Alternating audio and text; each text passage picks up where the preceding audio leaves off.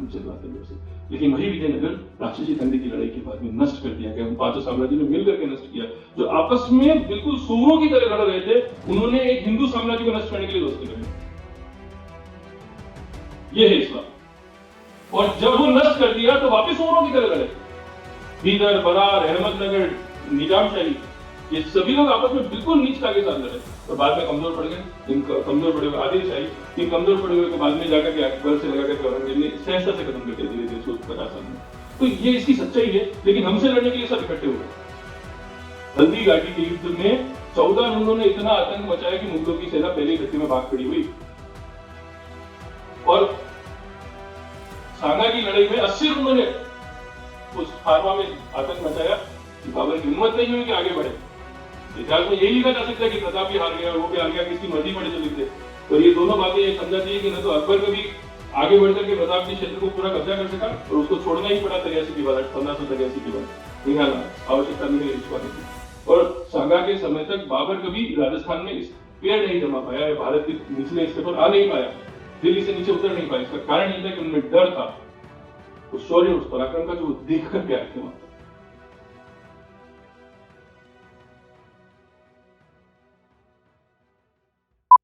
अल्ताफ हुसैन हाजी ने उसकी मुसद्दस है, उसमें रोना रोया इस बात को, वो दीन इलाही का बेबाक बेड़ा लोकल मूवमेंट का वगैरह वगैरह ने कहा छोटा ये जिस पैर पर जिसके सातों समंदर वो डूबा रहा है गंगा के आगे। ओल्ड मूवमेंट जिसने सातों समंदरों को रौन दिया, गंगा के किनारे आके डूब गया। यानी भारत का मुसलमान उन अर्थों में इस्लामी नहीं बना जिस तरह से भारत के बाहर के इस्लामी है या जैसा आर्किटेक्चर इस्लामी होना चाहिए। तो इतना प्रयास करने के बावजूद तो सारा भारत मुसलमान नहीं है। आज भी बांग्लादेश, पाकिस्तान, अफगानिस्तान के मुसलमान और भारत के मुसलमान एक कर दिए जाएं और भारत के हिंदू फिर भी उनसे कम नहीं है। इतने लंबे संघर्ष में ऐसा कैसे हो गया? इसका कारण है कि हमारे पूर्वज चक्रवर्ती रूप से परम प्रतापी से जूझे, राजनीति करने के लिए सब कुछ किया, लड़ते थे। इस विषय पर हिंदू परोश पर प्रकाश डालेंगे विवेक भटनागर जी, उदयपुर से बता रहे हैं, इतिहास के मर्मज्ञ हैं। कृपया। सभी को मेरा नमस्कार और उपस्थित संत वृंद को भी मेरा नमन। देखिए, मैं भारत के उस हिस्से से आता हूँ और उस शहर से आता हूँ जिसको महाराणा प्रताप की भूमि कहते हैं। मैं गर्भोक्ति कह सकता हूँ, कभी गुलाम नहीं रहा। गुलाम का विषय तो मैं नहीं कहूंगा कि नहीं रहा या रहा, उसको बाद में लूंगा, लेकिन मैं गर्भोक्ति के साथ कह सकता हूँ कि मेरे राजा ने कभी किसी अकबर को अकबर कहकर नहीं पुकारा, उसे तुर्क और मलेच्छ कहा। ये मेरे और सबसे बड़ा विषय है कि 200 साल का भारत मेरे मेवाड़ ने निर्देशित और शासित किया, लेकिन कभी भी उस इस्लामिक इतिहासकार ने उसको स्वीकार करने की जगह उस पर विरोध प्रस्तुत किया। इसका ये मेरा मेवाड़ नहीं है, ये भारत का मेवाड़ है। और बाबर से लड़ने वाला भारत का सम्राट सांगा है, जिसने बाबर से युद्ध लड़ा। तो बयाना के पास लड़ाई हुई, लेकिन बाबर की हिम्मत नहीं पड़ी कि बयाना से आगे बढ़कर के किधर इधर उधर घूम जाए, लौट गया वहां से। और इतिहास में यह लिखा गया कि सांगा युद्ध हार गया। यह हमारे पराक्रम को बुझाने की प्रक्रिया है, हमारे पराक्रम को घटाने का तरीका है। सांगा के दादा जो है उनका नाम है महाराणा कुंभा। भारतीय इतिहास में महाराणा कुंभा एक ऐसा व्यक्ति है जिसने इस इस्लाम से लड़ने का जो इस्लामी तरीका था उसको पूर्णतः अपनाया। और क्या अपनाया? उसने मालवा के सुल्तान महमूद खिलजी प्रथम पर पहला युद्ध किया 1437 में और मांडू को जीत लिया। और मांडू को जीतने के बाद पूरे मांडू में आग लगा दी और मांडू में उपलब्ध 7 मस्जिदों को तोड़ करके नष्ट कर दिया। बहुत बढ़िया। उस कुंभा ने दूसरा गुलाब खान जो नागौर में नवाबी कर रहा था, उस गुलाब खान ने जब मेवाड़ पर हमला करने का प्रयास किया और नागौर से आगे बढ़ करके आया, तो गुलाब खान के नागौर को जीता और नागौर की 3 मस्जिदों को नष्ट किया, नागौर के किले को तुड़वा करके नए सिरे से बनवा दिया। और इस पूरी प्रक्रिया में कुंभा ने कुल 32 नए किले और 84 पुरानों किलों का निर्माण किया। 32 नए किलों का तो निर्माण किया और 84 नए पुराने किलों का रिनोवेशन किया, पुनर्निर्माण किया, जीर्णोद्धार किया। उसमें भटिंडा का किला भी आता है और उसमें बहावलपुर का किला भी आता है और बड़ा साम्राज्य स्थापित किया। बहावलपुर सिंध। और मैं स्वयं उस परिवार से आता हूं जिसको महाराणा रायमल के समय में मेवाड़ की राजधानी चित्तौड़ से उठा करके और अमरकोट भेजा गया, जिसको आज अमरकोट जो 16 राजपूतों से शासित है, उसको मेरे परिवार ने 100 वर्ष तक शासित किया। इसके बाद पुनः मुझे मेरे परिवार को वापस चित्तौड़ बुला लिया गया, लेकिन मैं उसको बहुत मजबूती से ये बात इसलिए कह सकता हूं क्योंकि मेरे पास सारे संदर्भ है, अभिलेख हैं और ताम्रपत्र भी है। मैं स्वयं होल्ड करता हूं उनको, इसलिए मैं इसको मजबूत कह सकता हूं। तो ऐसे भारतीय इतिहास को चलाने वाले मेवाड़ के बारे में अगर हम लोग इतिहास के तौर पर नहीं देखेंगे और उसको भारत के शासन के तौर पर नहीं देखेंगे तो शायद गलती करेंगे। 1000 में एक राजा हुए धार में, राजा भोज, 1111 में, 11वीं शताब्दी में। राजा भोज को भारत का सबसे बड़ा विद्वान अपने समय का माना गया। पुस्तकें लिखी, युक्ति कल्पतरु, सम्रांगण सूत्राधार, सरस्वती कंठाभरण, ऐसी कई सारी पुस्तकें उनके नाम पर थी। परमार भोज के बाद कोई ऐसा शासक भारत में हुआ जिसकी विद्वता पर कोई सवाल नहीं उठाया जा सकता और उसने कई सारी पुस्तकें लिखी और लिखवाई, तो वो कुंभा है। किसी मुगल या किसी तुर्क के नाम पर कोई ऐसा इतिहास नहीं है जिसको कि वीणा बजाना आती हो या किसी तरीके का वाद्य बजाना आता हो या उसने किसी प्रकार की ऐसी विद्वतापूर्ण पुस्तकें लिखी हो। बाबर की लिखी हुई तुजुके बाबरी अपने मूल कॉन्टेक्स्ट में कहीं मिली ही नहीं 1800 से पहले। अगर किसी के पास में मूल तुर्की में लिखी हुई तुजुके बाबरी उपलब्ध है तो शायद मैं अपने शब्दों को वापस ले सकता हूं, लेकिन उपलब्ध नहीं है। लैनपुन का वर्जन ही सारे लोग पढ़ते रहते हैं अधिकतम। तो और हमारे यहाँ पर ऐसा सम्राट है जो भारत की कई सारी भाषाओं को जानता है, मराठी जानता है, कन्नड़ जानता है, हिंदी, संस्कृत और इसके साथ में अरबी और फारसी भी जानता है। वो है महाराणा कुंभा।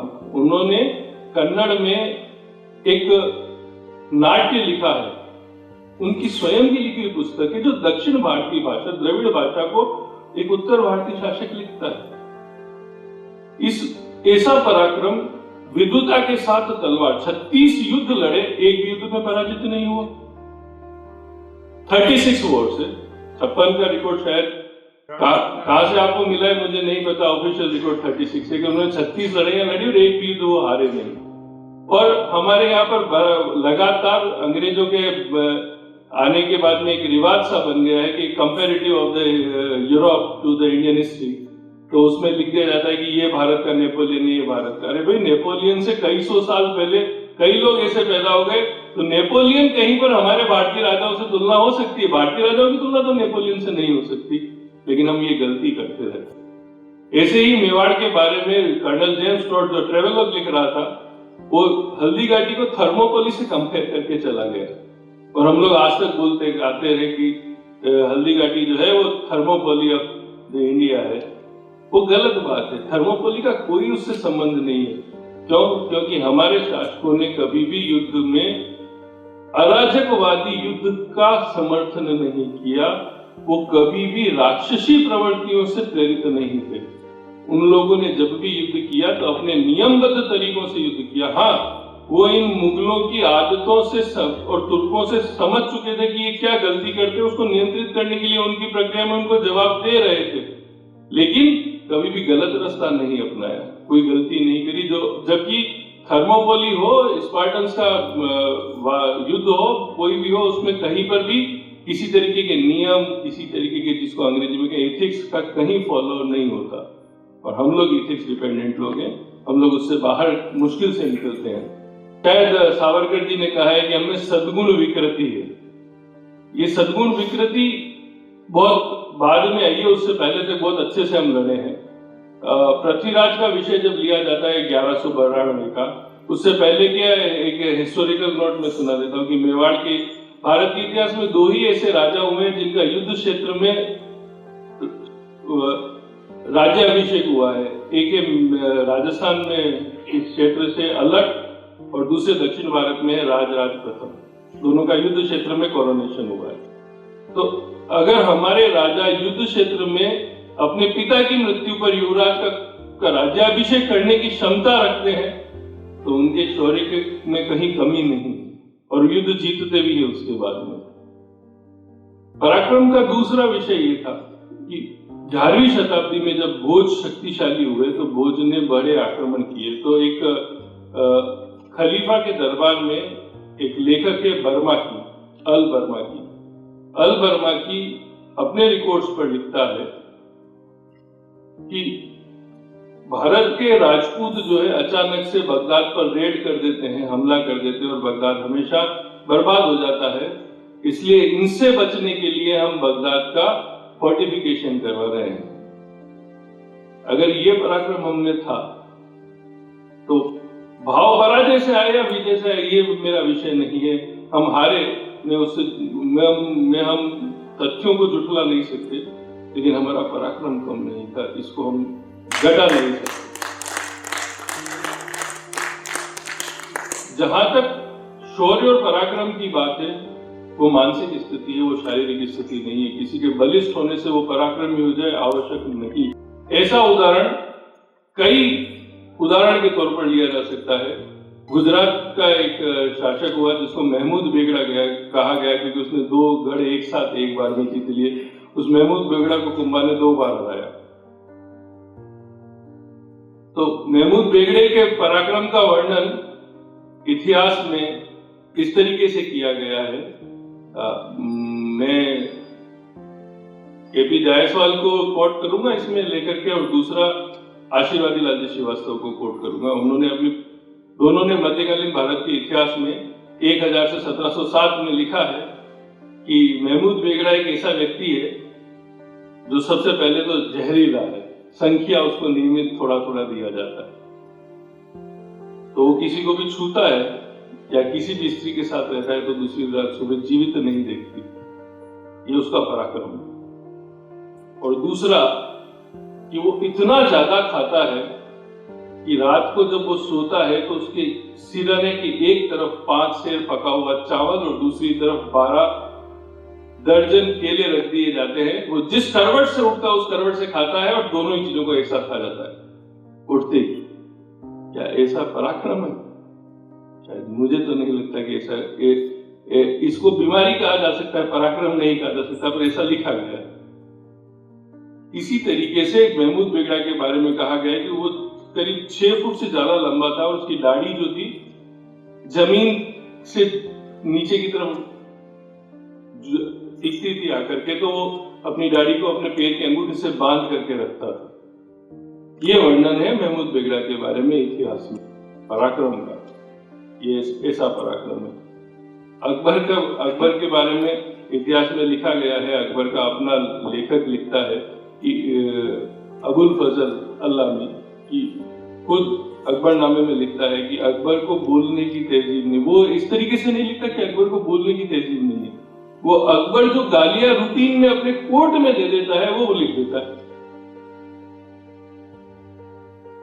ऐसे असभ्य और ऐसे घटिया किस्म के शासकों को हमने जेला, और 1000 साल जेला, लेकिन फिर भी हम बहुत पराक्रम से लड़े। एक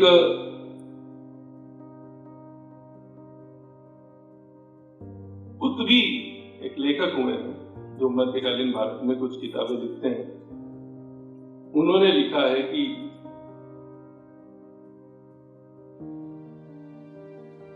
मोहम्मद बिन तुगलक जो है, महमूद तुगलक, वो जब अपने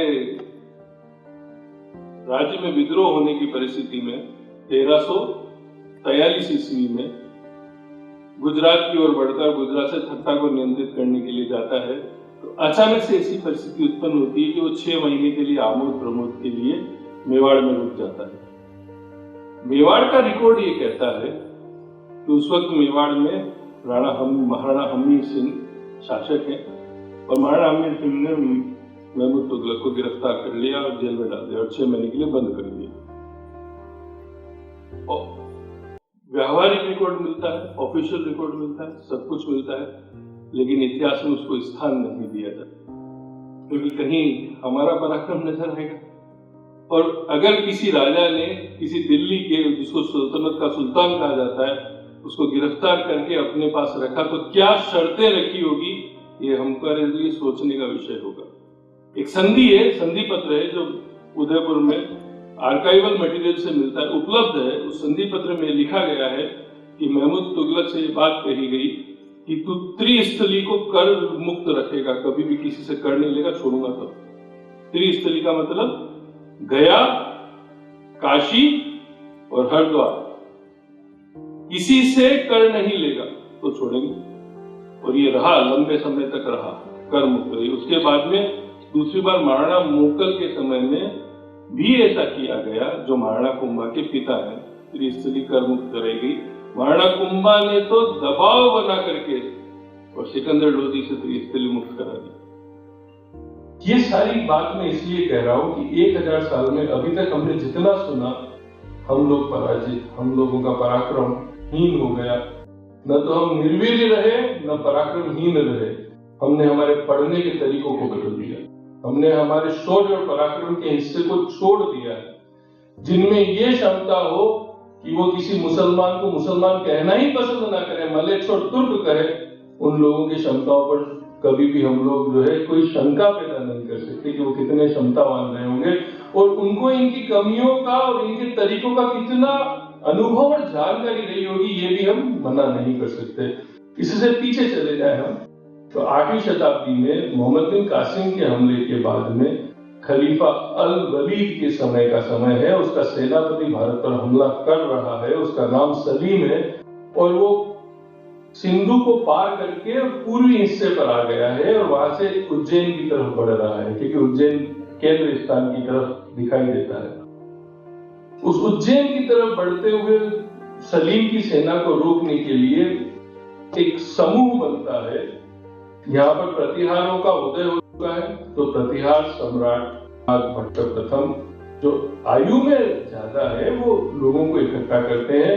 तो दक्षिण से चालुक्य सम्राट विक्रमादित्य, उनके भाई हैं अवनी जनाश्रय पुलकेशी, उसको बुलाते हैं और इस दक्षिणी राजस्थान क्षेत्र से बप्पा रावल, जो बड़ा नाम दिया जाता है, उनको इकट्ठा करते हैं और एक सेना तैयार की जाती है, जिसका सेनापति बप्पा रावल को बनाया जाता है और वो युद्ध में जाते हैं और पूरा सिंध क्षेत्र और पंजाब और सभी को जीतते हुए अफगानिस्तान के किनारे पर मुंडीगढ़ तक जाते हैं।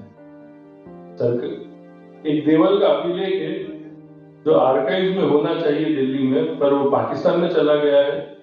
अब देवल का अभिलेख पाकिस्तान में, मूल उसकी प्रति पाकिस्तान में उपलब्ध है। हमारे वहां पर गौरी शंकर हीराचंद ओझा की पुस्तक में वो पब्लिश है, बप्पा रावल का अभिलेख है। उसमें उन्होंने ये काम किया कि जितने हिंदुओं को मुसलमान बना दिया गया था, 712 से लगा करके 738 के बीच में सभी की शुद्धि की गई और उन्होंने वहां पर 64 ऐसी महिलाओं से विवाह किया जिन महिलाओं ने कहा कि हम जाएंगे कहां, परिवार ही नहीं बचा है। तो उन्होंने कहा मेरे पास रखूंगा, क्योंकि ऐसे कैसे रहेंगे तो मैं विवाह करूंगा। 64 ऐसी महिलाओं से उन्होंने विवाह किया और उस अभिलेख में उन्होंने उसको रिकॉर्ड कर लिया। वो रावलपिंडी तक आए। रावलपिंडी का शायद अब क्या है ये, मैं इसका स्पष्टीकरण मेरे पास आज भी नहीं है। मेरे को कहीं पर भी किसी तरीके के प्रमाणों से ये नहीं मिला कि रावलपिंडी का नाम बप्पा रावल के नाम पर है, लेकिन ऐसा माना जाता है कि उसका नाम, उस स्थान का नाम बप्पा रावल के नाम पर है और कई जगह लिखा मिलता है, लेकिन प्रामाणिक तौर पर कुछ मुझे आज तक उपलब्ध नहीं हुआ, इसलिए मैं इसको नहीं कहूंगा। लेकिन रावलपिंडी से आगे तक गए, यहाँ पर वो जब सलीम को छोड़ते हैं तो एक अनऑफिशियल रिकॉर्ड उपलब्ध होता है कि उन्होंने सलीम की बेटी से शादी करी जिसका नाम मानिया था। वो खुद उनके पास आई और उसने कहा कि मैं तेरे पराक्रम से प्रभावित हूं, मैं विवाह करना चाहती हूँ। तो बप्पा ने उस महिला से शादी करी। बप्पा अपने जीवन के अंतिम समय में योगी हो गए, सन्यासी हो गए और उन्होंने गोरक्षनाथ पंथ में दीक्षा ले ली और उनकी समाधि मेवाड़ में वहीं पर उदयपुर के पास ही। तो पराक्रम की कोई कमी नहीं है। या कश्मीर से देखें ललितादित्य मुक्तापीठ को, तो हम लोग मना ही नहीं कर सकते कि वैसा सम्राट भी भारत में उस समय में रहा। हर बार हमको कहा जाता है कि हिंदू साम्राज्य जो है वो हर्ष के बाद में एक तरीके से खत्म हो गया, लेकिन ललितादित्य मुक्तापीठ को हमको सुनाया, पढ़ाया, दिखाया नहीं जाता। वो मुक्तापीठ जिसने अरबों को इतना पीटा, इतने लंबे समय तक युद्ध किया कि मक्का तक गया, मक्का से आगे बढ़ा और फिर लौट करके आया, मक्का को अपने नियंत्रण में लिया। अनऑफिशियल रिकॉर्ड्स, कुछ रिकॉर्ड्स, इसमें एक हरमन वर्ड्स की बुक है, वो लिखती है कि उसने एक बार मक्का काबे को तोड़ दिया। इसका ऑफिस एक ही पुस्तक है, मैंने आज तक और किसी पुस्तक में ऐसा विषय नहीं देखा, लेकिन एक पुस्तक है हरमन वर्ड्स की जो कहती है कि काबे को तोड़ दिया। सिल्क रूट पर उसने लिखा है और उसी में उसने लिखा है कि जब ये आगे बढ़ा तो पूरा सिल्क रूट कंट्रोल किया और उसके बाद में काबे तक जाके काबे को तोड़ दिया। तो ये भी हमारे पराक्रम का विषय है कि हम लोगों ने उस वक्त इस चीज को समझा कि इनके साथ क्या नियंत्रण करना चाहिए। और यही वो कारण है कि 712 से जो कहानी शुरू हुई भारत में, वो 1192 तक तो इनको स्थिर ही नहीं होने देती। ये रेडर्स के तौर पर ही नजर आते, इससे बाहर दिखाई ही नहीं देते। और यही वो कारण है कि अल्ताफ हुसैन हाली मुसद्दस लिखता है, जो भाई साहब ने शुरुआत में बोली, कि वो दीने हिजाजी का बेबाक बेड़ा, निशा जिसका अक्साए आलम में पहरा, मजाह हुआ कोई खतरा न उसको, न उम्मा में ठिठका न कुलजुम में ठहरा, किए पैसे पर जिसने सातों समंदर वो डूबा दहाने पर गंगा के आकर। ये अल्ताफ हुसैन अली ने शायद 19वीं शताब्दी के आरंभ में लिखा, लेकिन उनका दर्द है ये। वो अपने अल्लाह से, मुसद्दस का मतलब होता है अल्लाह से शिकायत, तो अल्लाह से शिकायत कर रहा है कि ये सब हुआ भारत में, अभी तक हम नियंत्रित नहीं कर पाए। बाद का पक्ष देखते हैं हम लोग। राजस्थान में एक समाज है कायम खानी। ये कायम खानी जो है वो राजपूत से मुसलमान बने हैं, शायद तलवार के दम पर बनाए गए या जैसे भी बनाए गए, ये राजपूतों से मुसलमान बने हैं और ये 13वीं-14वीं शताब्दी का मामला है। लेकिन कायम खानियों में अब तो बहुत ही रिजिडिटी पैदा धीरे धीरे कर दी गई है, लेकिन आज से 40-50 साल पहले भी कायम खानियों की स्थिति ये थी कि मस्जिद में जाकर के और निकाह होता था और काजी निकाह करवाता था, उसके बाद में अपने गांव के मंदिर में आकर के और 3 फेरे लिए जाते थे। शादी की व्यवस्था ये थी। वो उनको इतना कठोरता से मुसलमान बना नहीं पाते। दूसरी परिस्थिति ये थी कि कायम खानियों में कई लड़कियां जो है उस क्षेत्र में राजपूतों में पुनः ब्याह दी गई और वो एक्सेप्ट किया गया। अभी हम कह रहे थे ना, बेटी का व्यवहार स्वीकार नहीं, ऐसा हुआ। ये जो नूह का इलाका है जिसको मेवात कहा जाता है, वहां की ये जो मेव है, ये मूलतः इनके लिए शब्द मेव बाद में प्रयोग किया गया। ये ओरिजिनली मीणे है, ना तो ये पठान है ना कुछ है, ये मूलतः मीणे है। और ये मेवात का बहुत छोटा हिस्सा इलाका है जो हरियाणा में है। इससे लंबा इलाका राजस्थान में है जो अलवर और भरतपुर जिले के साथ में करौली के नुक्कड़ तक आता है। बहुत बड़ा क्षेत्र है। और इन मेवों के बारे में ये कहा जाता है कि 1980 के करीब तक भी मेवों की स्थिति ये थी कि मेवों के घर में मीणों में शादी हो जाती थी और मीणे अपने उस क्षेत्र में, और मीणों के घर में मेवों की लड़की की शादी कर दी जाती थी। अगर मीणे की बेटी मेव के वहां जाएगी तो हिंदू रहेगी, वो अपना नियम से अपना काम करेगी, और अगर मेव की बेटी मीणे के यहाँ आएगी तो वो मुस्लिम रहेगी, अपने नियम से काम करेगी, और उनके बच्चे जैसा जैसा फॉलोअरशिप मानेंगे वो उनकी स्वीकार्यता के अनुसार कार्य करेंगे। लेकिन इन सभी को कंट्रोल करने के लिए 1923 में मरकज बनाया गया दिल्ली में। उसने जो तबलीगी जमात और मरकज बना, उसने जो काम किया है, उसने इसी परिस्थिति पैदा कर दी कि भारत में पाकिस्तान पैदा कर दिया। ये सभी हमको द्रष्टव्य होने चाहिए कि ये परिस्थितियां 18वीं-19वीं सदी में बनी है, उससे पहले तक इतनी कठोरता से ये लोग काम नहीं कर पाए थे। हम लोग जिसको कह रहे हैं कि इतना इतना इतना, देखिए भारत में औरंगजेब को लेकर के हमारा विषय बहुत ही है कि औरंगजेब ने ये किया, औरंगजेब ने वो किया। एक औरंगजेब से भी खराब आदमी भारत में हुआ जिसका नाम इतिहास में कभी नहीं लिया जाता, उसका नाम है फिरोज तुगलक। उसने अपने जीवन में 1,80,000 गुलाम बनाए और उन 1,80,000 गुलामों को व्यवस्था देने के लिए दिल्ली के आसपास के 1700 एकड़ क्षेत्र में बाग लगाए, जो उस बाग में खेती करने का काम कर रहे हैं। इसके लिए उसने एक विभाग स्थापित किया, दीवाने बंदगान। उसके साथ में उसने एक विशिष्ट कार्य और किया कि दिल्ली में आज जिसके क्षेत्र को दरियागंज कहते हैं, उसकी पहली नहर उस आदमी ने बनवाई और एक कर लगाया हक-ए-शर्म उन के गुलामों की व्यवस्था करने के लिए। और वो गुलाम कौन थे? युद्ध से जीत कर आए वो लोग थे जिनको वो अपने कंट्रोल में ले लेता था, नियंत्रण में। तो ये सारा विषय हमारे पास है, ऐसा नहीं है कि ऐसा नहीं हुआ, लेकिन इतिहास सिर्फ भारत का इतिहास सिर्फ गंगा की घाटी में ही है, ऐसा नहीं है। उस गंगा की घाटी के बाहर भी है और बहुत पराक्रम का इतिहास है, हमको उसको पढ़ना चाहिए। क्योंकि गंगा की घाटी की समस्या यह है कि 1192 के बाद और 1800 तक गंगा की घाटी में परिस्थितियां खराब है, मुसलमानों का आक्रामक हालात है, लेकिन उसके बाहर भी कुछ और क्षेत्र ऐसे भी हैं जहां पर वैसे हालात नहीं है। और उन लोगों ने बहुत पराक्रम से इन लोगों को बचाने की कोशिश भी करी, पर परिस्थितियों ने साथ नहीं दिया और वो ज्यादा बचा नहीं पाए, लेकिन श्रम पूरा किया उन लोगों ने। हम भले ही तो रणथंभौर में अलाउद्दीन से लड़ाई हो या चित्तौड़ में अलाउद्दीन से लड़ाई हो, हम भूल नहीं सकते कि श्रम पूरा किया गया। या शेरशाह का गढ़ सिवान हो, जहां पर वो कहता है कि मैं 2 मुट्ठी बाजरे के लिए पूरी सल्तनत हार जाता, उसको भी मना नहीं किया जा सकता। ऐतिहासिक तथ्य है और परम तथ्य है, जहां पर वो जीत करके बाहर नहीं निकला, गढ़ सिवान को डिस्ट्रॉय नहीं कर सका। हमारे राजस्थान में कहा जाता है गढ़ सिवान के लिए कि आब फटे नर थर थरे, धड़ तड़पे और सिंह उजड़े, जद छूटे सिवान। यानी सिंह जैसा पराक्रम रखने वाला आदमी भी मर जाए तो कहीं जाकर के सिवान को जीत सकता है। ये शब्द आसानी से नहीं बनते, न कोई ऐसे ही लिख देगा। इन शब्दों के लिए वो पराक्रम तो व्यक्ति को दिखाना पड़ेगा। पराक्रम दिखाया गया है, वो शौर्य सभी ने दिखाया है, उससे हम मना नहीं कर सकते। क्योंकि इस धरती से ये कहा गया है कि एक स्त्री दूसरी स्त्री से बात कर रही है और वो कहती है कि सखी अमीनो साहिबो बाकम सु भरियो रण बिकसे ऋतुराज में जू तरबर हरियो।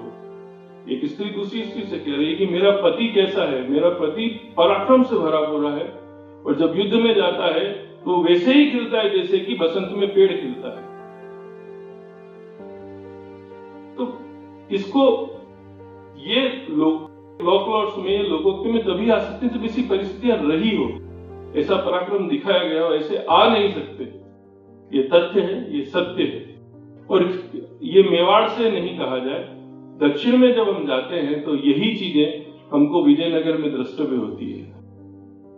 विजयनगर में जब विद्यारण्य शास्त्री ने हरिहर बुक्का का शुद्धिकरण किया और उनको साम्राज्य दिया, तो भले तो सालू वंश हो, भले तुलु वंश हो, उस पूरे नया संगम वंश हो, उन्होंने बड़े पराक्रम से उस दक्षिण के 5 मुसलमान साम्राज्यों से लड़ाई लड़ी और इतनी पराक्रम से लड़ी है कि वो 300 साल तक कुछ नहीं बिगाड़ सकी। यही कारण है कि हम आज कहते हैं कि दक्षिण बचा रहा, हम चिल्लाते हैं। लेकिन वही विजयनगर राक्षसी तंगड़ी की लड़ाई के बाद में नष्ट कर दिया गया। उन पांचों साम्राज्यों ने मिलकर के नष्ट किया। जो आपस में बिल्कुल सूरों की तरह लड़ रहे थे, उन्होंने एक हिंदू साम्राज्य को नष्ट करने के लिए दोस्ती कर ली। यह है इस्लाम। और जब वो नष्ट कर दिया तो वापस सूरों की तरह लड़े। बीदर, बरार, अहमदनगर, निजाम शाही, ये सभी लोग आपस में बिल्कुल नीचता के साथ लड़े और बाद में कमजोर पड़ गए। जिनका कमजोर पड़े हुए आदिल शाही, इन कमजोर पड़े हुए को बाद में जाकर के अकबर से लगा करके औरंगजेब ने सहजता से खत्म कर दिया, धीरे धीरे 150 साल में। तो ये इसकी सच्चाई है। लेकिन हमसे लड़ने के लिए सब इकट्ठे हुए थे, लेकिन उसके बावजूद भी उस विजयनगर साम्राज्य को राक्षसी तंगड़ी के बाद में पूरी तरीके से खत्म नहीं किया जा सका। उसके बाद भी 100 साल तक वो जिंदा रहा और विश्व के इतिहास में सबसे समृद्ध समाज उन 200-300 सालों में कोई है तो विजयनगर साम्राज्य। भले ही तो वो डेमिंग पियर्स से सुने या किसी और से सुने, या मार्को पोलो लिखता है तो वो भी इनके बारे में बहुत अच्छा लिखता है। और एक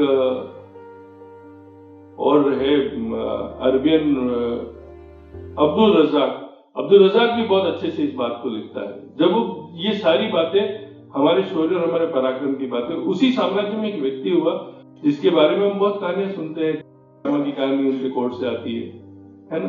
तो अकबर बिरबल की जो कथा है उसके बारे में मैंने कई बार ये सोचा भी, और हो सकता है कि वो सत्य भी ना हो, लेकिन तेनालीराम और उसकी कथा सत्य है।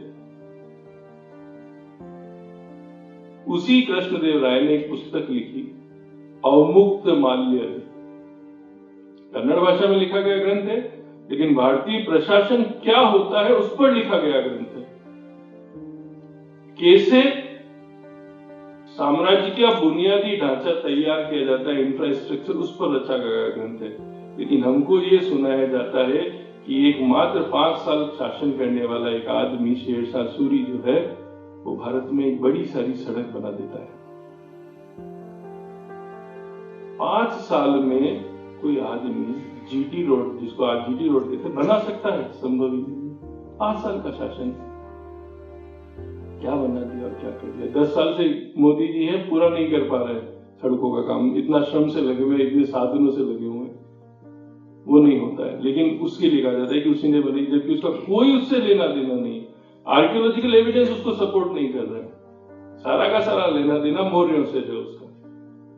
लेकिन हमको बताया जाता है कि शेरशाह सूरी है।